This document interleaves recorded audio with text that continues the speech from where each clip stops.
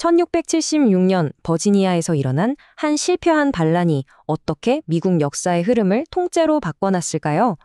오늘 우리가 파헤쳐볼 이야기는 바로 미국 노예제 탄생의 비밀을 품고 있는 사건, 베이컨의 반란입니다. 모든 건 바로 이 질문에서 시작됩니다. 보통 미국 역사하면 독립혁명을 떠올리잖아요. 그런데 그보다 100년이나 앞선 1676년에 일어난 이 실패한 봉기가 어떻게 미국 사회의 근간을 이룬 노예제라는 시스템을 만들어내는데 결정적인 역할을 했을까요? 자, 그럼 첫 번째 섹션부터 시작해 볼까요? 17세기 버지니아는 말 그대로 언제 터질지 모르는 화약고 같은 곳이었어요. 도대체 어떤 상황이었는지 그 배경부터 한번 살펴보겠습니다. 당시 버지니아는 그야말로 퍼펙트 스톰 한가운데에 있었습니다. 주 수입원이었던 담배 가격은 바닥까지 떨어졌는데 당장 먹고 살기 위해 필요한 영국산 물건들 가격은 천정부지로 치솟았죠. 게다가 옆 동네인 메릴랜드나 캐롤라이나와는 경쟁해야 했고 설상가상으로 허리케인, 홍수, 가뭄 같은 자연재해까지 계속됐어요. 여기에 원주민들을 막기 위한 군대를 유지한다고 세금까지 엄청나게 걷어가니 식민지 사람들의 불만이 정말 폭발 직전까지 차올랐던 겁니다. 여기서 중요한 게 있어요. 이때 버지니아의 주요 노동력은 우리가 흔히 생각하는 흑인 노예가 아니었습니다. 바로 이 계약 노동자들이었죠. 대부분은 유럽에서 너무 가난해서 새로운 삶을 꿈꾸며 바다를 건너온 백인들이었습니다. 그런데 여기서 정말 아이러니한 상황이 벌어집니다. 초기에는 환경이 너무 열악해서 계약 기간을 다 못 채우고 죽는 사람들이 많았거든요. 근데 시간이 지나면서 살아남는 사람들이 점점 많아지는 거예요. 그럼 약속대로 땅을 줘야 하잖아요? 갑자기 자유의 몸이 된 가난하고 땅도 없고 불만만 가득한 사람들이 거리에 넘쳐나게 된 거죠.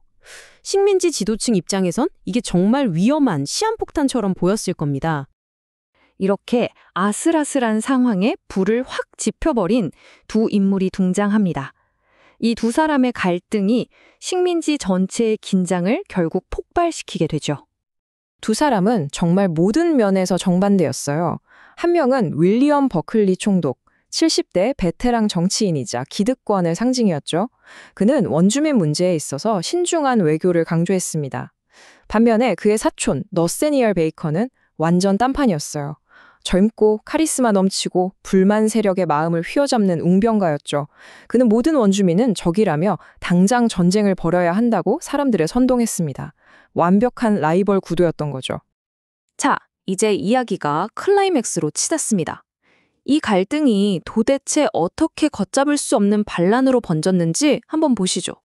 모든 게 정말 순식간에 일어났습니다. 1676년 7월, 베이컨이 총독은 부패했다며 사실상 선전포고를 합니다. 2달 뒤인 9월에는 그의 군대가 수도를 포위했고 급기야 9월 19일에는 식민지의 심장부인 제임스 타운을 통째로 불태워버립니다. 반란이 거의 성공하는 것처럼 보였죠. 그런데 정말 허무하게도 바로 다음 달에 베이컨이 갑자기 이질로 죽으면서 모든 게 신기루처럼 사라지고 맙니다. 의사당에서 대치할 때 버클리 총독이 베이컨과 그의 부하들 앞에서 자기 가슴을 풀어헤치면서 이렇게 소리쳤다고 해요. 이 한마디만 봐도 이게 단순한 정책 다툼이 아니라 두 사람의 자존심이 걸린 정말 치열한 싸움이었다는 걸 알 수 있죠. 반란은 끝났지만 총독의 피해 복수가 시작됐습니다.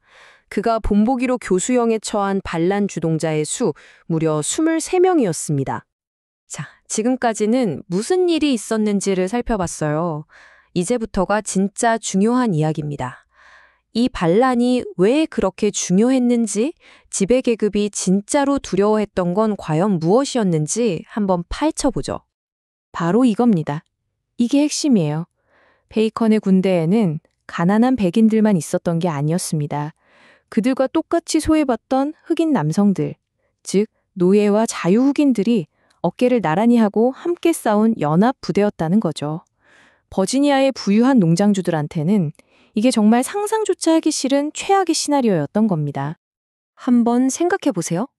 수도가 불타는 것, 물론 끔찍하죠.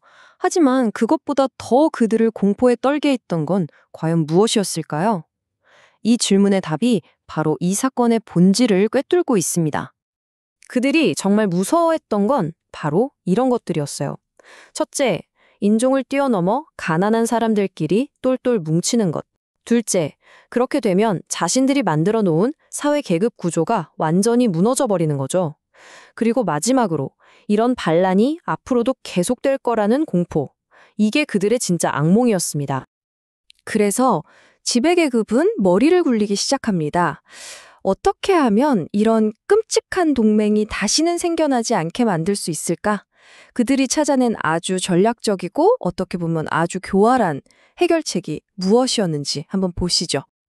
그들의 생각은 아주 차갑고 계산적이었습니다. 자, 문제 정의. 계약 노동자들은 언젠가 자유로워져. 그럼 무기도 들 수 있고 작급을 요구하니까 골치 아파. 원인 분석. 이런 불안정한 하층 계급이 계속 생겨나는 게 문제의 핵심이다.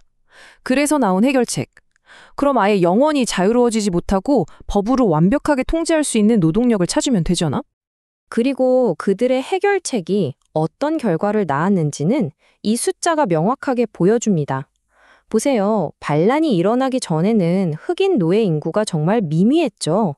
그런데 불과 30년 만에 전체 인구의 15%까지 폭발적으로 늘어납니다. 이건 우연이 아니에요. 완전히 의도된 변화였던 거죠. 네, 바로 이겁니다. 농장주들은 가난한 백인과 흑인이 다시는 손잡지 못하게 하려고 아주 교묘한 방법을 썼어요. 바로 인종이라는 선을 아주 굵고 진하게 그어버린 거죠.